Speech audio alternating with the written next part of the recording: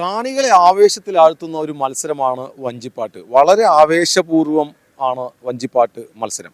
വഞ്ചിപ്പാട്ട് മത്സരവേദിയിലെ വിശേഷങ്ങൾ.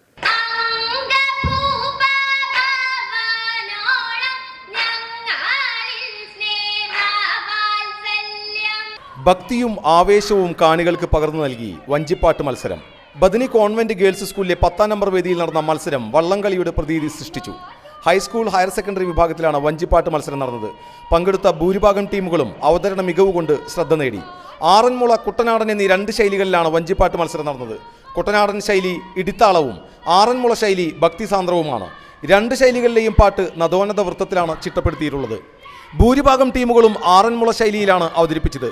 കുചേലവൃത്തം, ഭീഷ്മപർവം, ബാണയുദ്ധം, രാമായണം തുടങ്ങി പുരാണങ്ങളിലെയും ഇതിഹാസങ്ങളിലെയും കഥാസന്ദർഭങ്ങളാണ് വഞ്ചിപ്പാട്ടിൽ അവതരിപ്പിക്കുന്നത്. പാട്ടിൻ്റെ ശ്രുതി, ലയം, താളം, അക്ഷരശുദ്ധി, വായ്ത്താരി എന്നിവയാണ് മത്സരത്തിലെ പ്രധാന ഘടകങ്ങൾ. ഹൈസ്കൂൾ വിഭാഗം മത്സരത്തിൽ കുന്നംകുളം ബദനി കോൺവെന്റ് സ്കൂളാണ് 1ാം സ്ഥാനം നേടിയത്. ആദ്യമായാണ് ബദനി സംസ്ഥാന തലത്തിലേക്ക് യോഗ്യത നേടുന്നത്. ആലപ്പുഴ സ്വദേശികളായ ജിഷ്ണു, അനന്തു എന്നിവരാണ് പരിശീലകർ.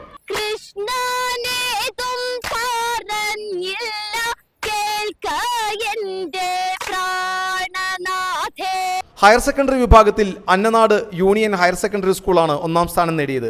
ആദ്യമായാണ് അന്നനാട് സ്കൂൾ സംസ്ഥാന തലത്തിലേക്ക് ഈ വിഭാഗത്തിൽ യോഗ്യത നേടിയത്.